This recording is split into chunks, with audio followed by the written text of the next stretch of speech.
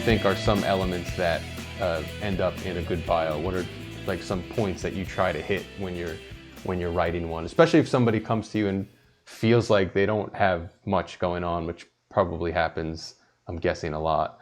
A lot of them feel that way, but it's very rare that there's not something interesting to write about them. It It's kind does of like not. those stories that you talked about, like they didn't Yeah, think they were interesting to tell, but they are. yeah. I've done bios. One of my favorite bios that I wrote was actually the first one that I wrote professionally.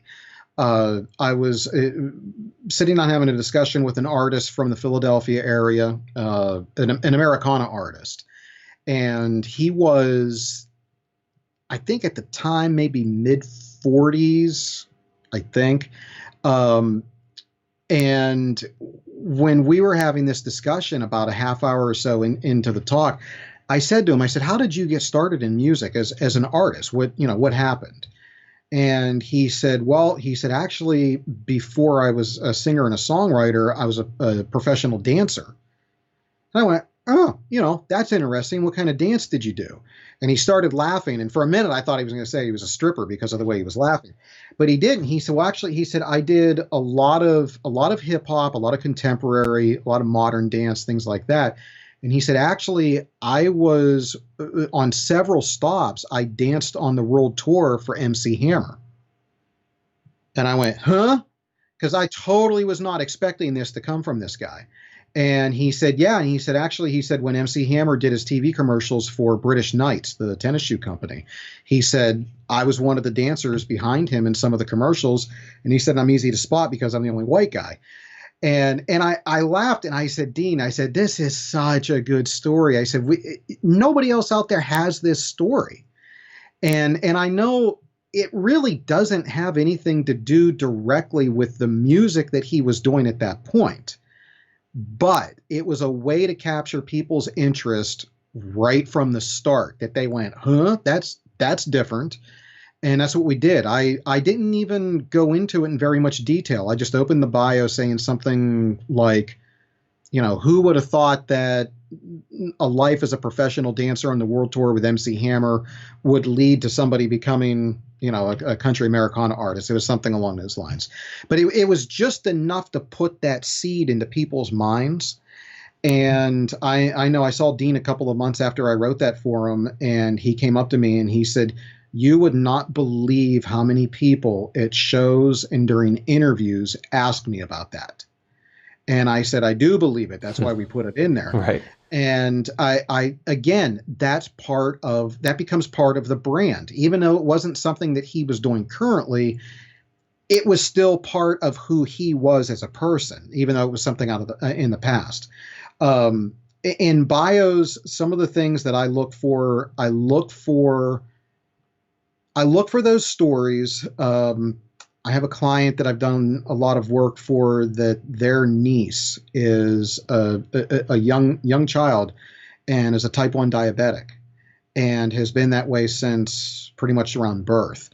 And that is a big part of their family's life. It's very difficult. They've got to worry about insulin shots, and she, as a kid, she's got this device that monitors her sugar levels at all times. And they've done a lot of charity work for groups that do things with kids who are diabetic. And, stories like that, some artists, I think, are afraid to put that stuff in there because it sounds like they're maybe trying to get the pity vote. But that story can be told and worded in a way that it comes from a position of strength, and not so much that you're looking for that so-called pity vote. That is a big part. That is a big part of their band and what they do, and that's a story that needs to be told. People who have done cool things. I remember one girl I did an interview with. She was from Texas, but she, that previous summer, had gone to Scotland, and she was rappelling down a castle wall. It's like, who does that? And that's not something that you're going to build the bio around, but it's a little detail that you can throw in there that when somebody reads it and then they see the artist, they ask them about it, Right. which means it starts the conversation, and that conversation is what helps further the relationship between the artist and the fan, and that's what we want. So it's basically some kind of like interesting uniqueness about you that can go in there. The things about you that are interesting. I mean, obviously, you want to put some stuff in there about your music, mostly whatever your current project is. Right. And you want to tell people where they can get your music. It's important to put that stuff in there. But those stories are what a lot of artists have trouble coming up with in wording properly when they try to write their own bio. And unfortunately, a lot of them, if they don't have a lot of experience with something like that, they fall back on cliches in their writing. I can't tell you how many times I've heard the story about somebody who became, somebody who has been taking singing lessons, right, and singing since they were 3 years old. And it's like, not again. It's so cliche.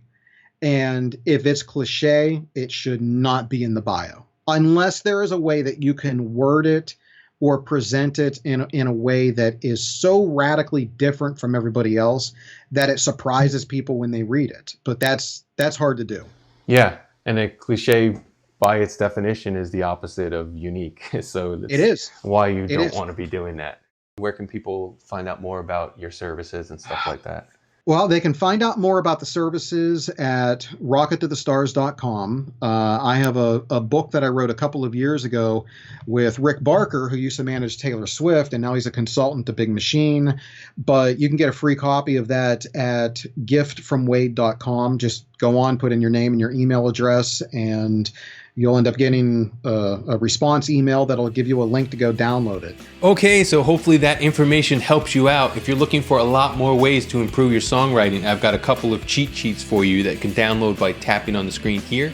And if you have not yet subscribed to this YouTube channel to stay updated on our latest songwriting videos, you can tap our logo on the screen for that. And I'll also have links for that stuff below this video. So thank you for checking this out, and I'll talk to you in the next one. Take care.